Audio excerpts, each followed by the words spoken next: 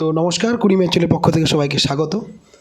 আজকে যে ভিডিওটি তৈরি করছি সেটি হচ্ছে মিসলেনিয়াস যে আপকামিং এক্সামটা আসছে তার এক্সাম প্রসিডিওর সম্পর্কে আলোচনা আর কি।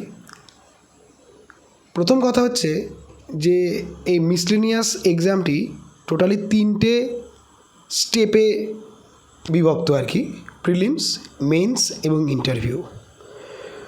তো প্রিলিমস হচ্ছে কোয়ালিফাইং নেচার। প্রিলিমস টোটালি 200 মার্কসের হয়। টোটাল কোয়েশ্চেন থাকে 100খানা এবং যার প্রত্যেকটির মার্কস হচ্ছে 2 মার্কস। তো প্রিলিমস পাস করার পর তোমাকে মেন্সের জন্য ডাকা হয়, ঠিক আছে। মেন্সে টোটাল 3টে পার্ট থাকে, পার্ট 1, পার্ট 2 এবং পার্ট 3। পার্ট 1-এ ইংলিশ, পার্ট 2-তে বেঙ্গলি বা নেপালি এক্সেট্রা এক্সেট্রা, এবং পার্ট 3-তে থাকবে অ্যারিথমেটিক এবং জিএস, জেনারেল স্টাডিজ। ওর মধ্যে যা যা টপিক থাকে আমরা আলোচনা করে দেবো। এই 3টে পার্টে টোটাল 450 মার্কস, মানে 450 মার্কস থাকে। প্রত্যেকটা পার্টের জন্য 150, মানে পার্ট 1 150, পার্ট 2 150 এবং পার্ট 3 150। আচ্ছা, এইগুলো কিন্তু ডেসক্রিপটিভ পেপার, মানে তোমাকে লিখতে হবে, খাতা পেনে লিখতে হবে।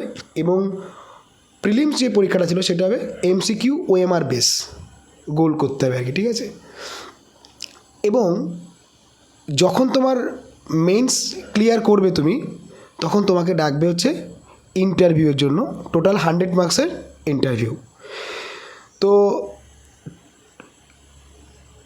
প্রিলিমস ইন কোয়ালিফাইড নেচার, আর তোমাকে আসে মেন্স, যেটা তোমাকে থেকে মেরিট লিস্ট তৈরি হবে তোমার এখান থেকে। মেন্স এবং ইন্টারভিউকে নিয়ে কিন্তু তোমার ফাইনাল মেরিট লিস্ট তৈরি হবে, সেই অনুযায়ী তোমাকে পোস্ট অ্যালটমেন্ট করা হবে।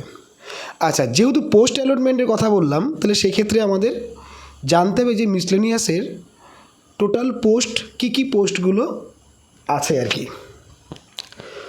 তো যারা অলরেডি প্রোফাইল এবং কুড়ি ম্যাথ 20 চ্যানেল পেজটা ফলো করেছো, তারা অলরেডি এইটা সম্পর্কে অবগত হয়েছে যে আমি পোস্টও করেছিলাম যে মিসলেনিয়াসের টোটাল 19টি পোস্ট আছে আর কি।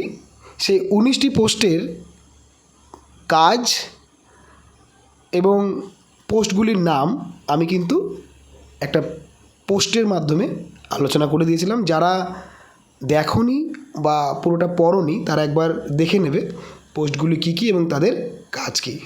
তো ভিডিওটি আজকে এইটুখানি। এতটা সময় দেওয়ার জন্য অসংখ্য ধন্যবাদ। এবং তোমাদের যদি মনে হয় যে কোনো বিষয়ে জানার, কোনো কম্পিটিটিভ এক্সাম সম্পর্কিত হোক বা ম্যাথামেটিক্স সম্পর্কিত কোনো কোশ্চেন বা কোনো কোয়ারি যদি থাকে, অবশ্যই চেষ্টা করব সেটাকে সলভ করার, এবং তোমরা চাইলে সেটা কমেন্ট করতে পারো, সেই অনুযায়ী আমি চেষ্টা করবো সেটা আলোচনা করে দেওয়ার। তো থ্যাঙ্কস ফর ওয়াচিং, এতটা সময় দেওয়ার জন্য। এবং যদি মনে হয় যে একটুখানি উপকারও এসেছে এই ভিডিওটি, তাহলে বা তুমি কিছু জানতে পেরেছো, তাহলে অবশ্যই একটা লাইক দিতে ভুলবে না। আর যদি মনে হয় যে না কমেন্ট করা যেতে পারে, তাহলে অবশ্যই কমেন্ট করবে। Thanks for watching.